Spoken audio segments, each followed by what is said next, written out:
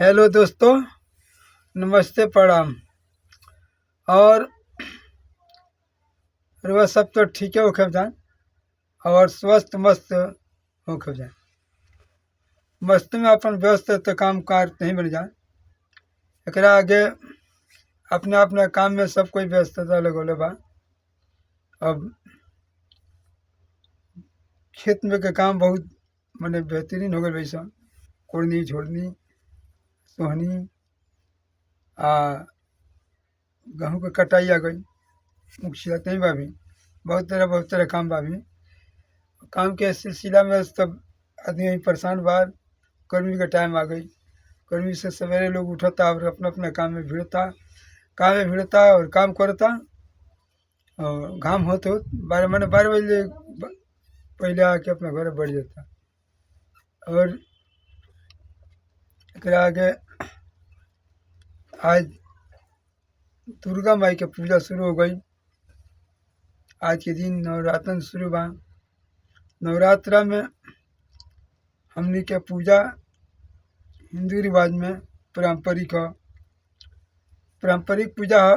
एकरा आगे पूजा में हमनी के एकदम ध्यान लगेला, लीन होकर पड़ेला।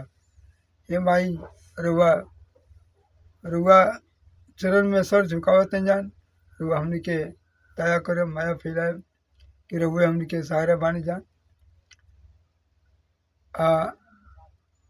हमनी के पारंपरिक पूजा ह दुर्गा माता के। कुवार और चैत में पूजा होला। एमे नमी बा। ये पूजा में नमी भी बा। नमी के दिन कुल अपन घर के पूरा सामग्री आई। सामग्री में कुल रसिया भी रहन बढ़िया से हो दिन लोग खाई पी। और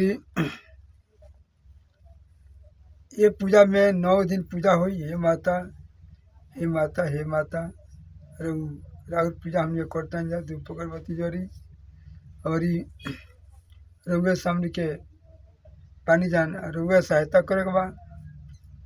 एकरा आगे जौन भी पूजा के कार्यक्रम बा उ कइल जाई और माता ने पे सहाय रहे। कहीं दूरन देश के कहीं जाई माता के नाम ली। हे माता रुआ नाम से हमने के पुकारे जान। और माता हई आही के बा हर काम में सुख दे। हर पल रुआ हमने के सहायता करे। हमके रात पूजा करे जा तबे नु रात पूजा करे जा। हे माई कमाए जा तबे नु।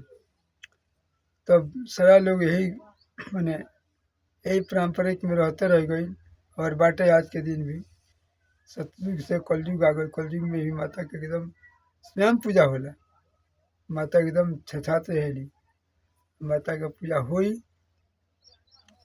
घर घर पुजाली, गांव गांव पुजाली, जगह जगह स्थान यहाँ के बना गई बा। माता है 9 रूप ले ली। 9 दुर्गा हुई है। ये दुर्गा काली बनेली, यह दुर्गा महाकाल बनेली, सब यह बनेली।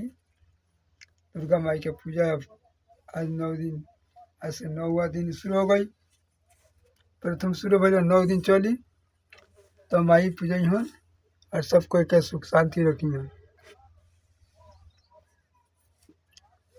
तब माता के क्यों 9 दिन पूजा तब कुमारी खियावेला, चुनरी बाटेला, पूरी सब्जी खियावेला, हलवा पूरी खियावेला। और इमे क्यों नवरात्र में अपन 9 दिन को के अपन गोड़ लाग लेला माता के। तो माई खुश रहे हरदम से। माई से सब लोग के जिंदगी चलता।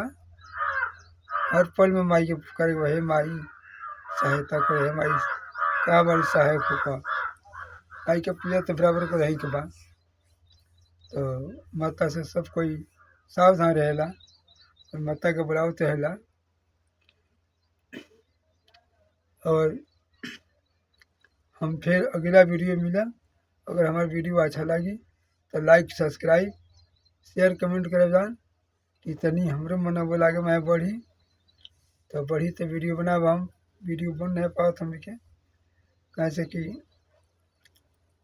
घर के काम में तनी टाइम नहीं मिल पाओ। घर के काम जब सही हो जाए तो फिर वीडियो सही से बने लगी। ऐसा मैं वीडियो बराबर डला नहीं है पास सही से। वीडियो जब हम बने लगी तो फिर डाले शुरू कर दे, टाइम नहीं मिला, यही से तनी हम बनी व्यस्त।